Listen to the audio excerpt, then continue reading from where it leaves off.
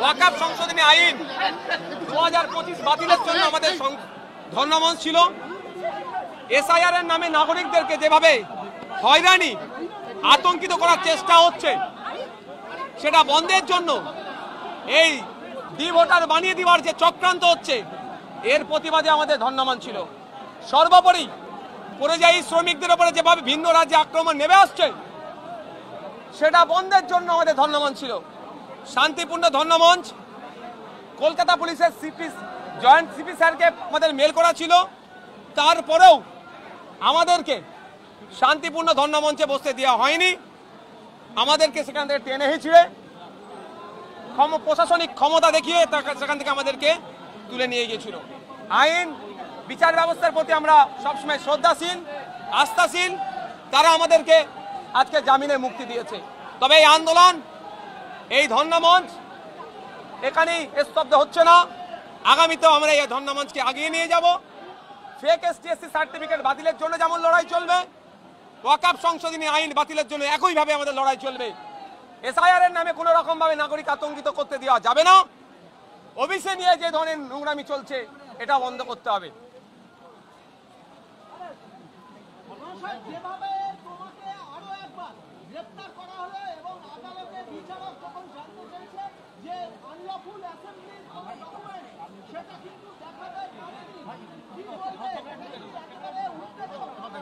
আমি একটা কথা বলি, গতকালকে আমি বলেছিলাম প্রশাসনের যে কর্তারা ছিল সম্পূর্ণ অনৈতিকভাবে আমাদেরকে আটকাচ্ছেন।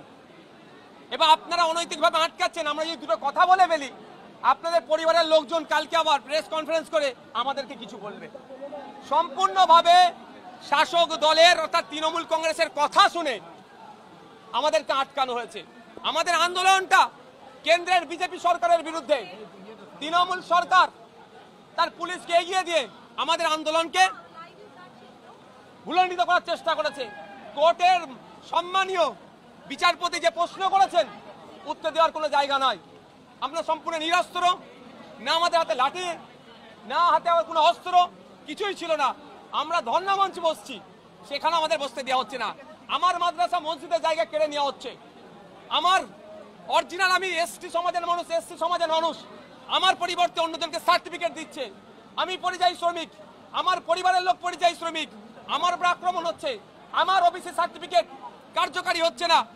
আমাকে এসআইআর এর নামে ডিভোটার করতে পারে। যখন আমি আতঙ্কিত, আমি একটু কাঁদতে চাই, ধর্নার মঞ্চে বসে আমি একটু কাঁদতে চাই।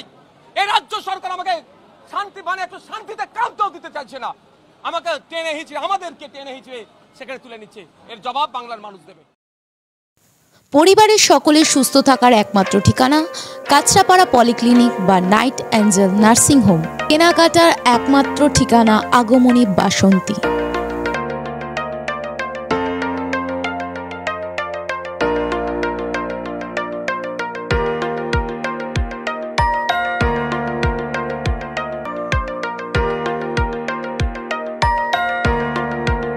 এখানে আমাদের সব থেকে মানে এখানে আশেপাশে দেখছি একটু খাবার একটু অসুবিধা হচ্ছিল, তো আমি দেখলাম কি এখানে একটা ছোট্ট একটা চায়ের দোকান করব।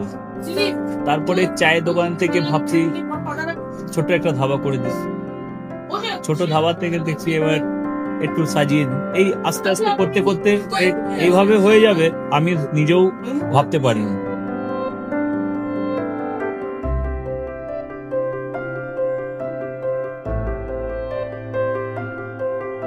ব্যবহারের জন্য আমাদের এখানে কার পার্কিং থেকে নিয়ে গেস্ট খাবার থেকে নিয়ে বাড়ি এরকম কিছু ব্যাপার যদি থাকে তো মানুষকে বাড়িতে আমরা সার্ভিস দিতে পারবো, এইভাবে আমরা চেষ্টা করব।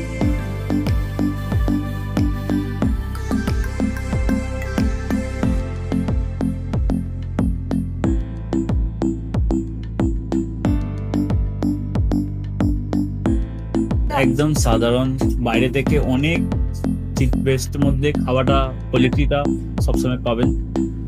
একবার আমি মানুষকে একবারই বলবো কি একবার আমাদের কাছে এসে একবার টেস্ট করে যাবেন।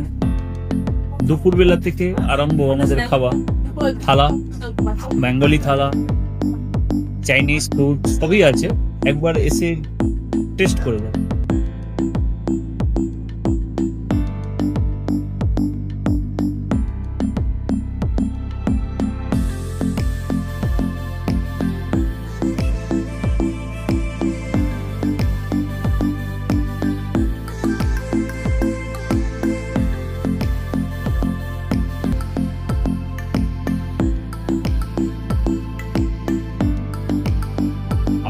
চ্যানেলের মাধ্যমে বলি একবার আসুন কেশরী ধাবাতে দেখে নিন।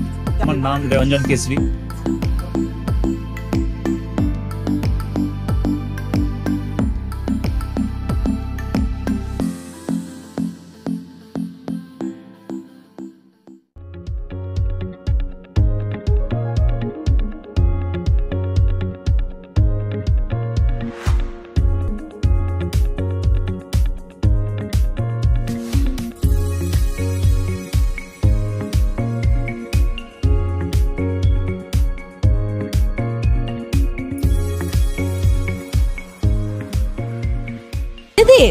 রান্নাঘরকে আরো অত্যাধুনিকভাবে সাজাতে সমস্ত কিছু পেতে চলে আসুন নৈহাটি গৌরীপুর চৌমাথা বাজার কেশরী লাইট হাউস।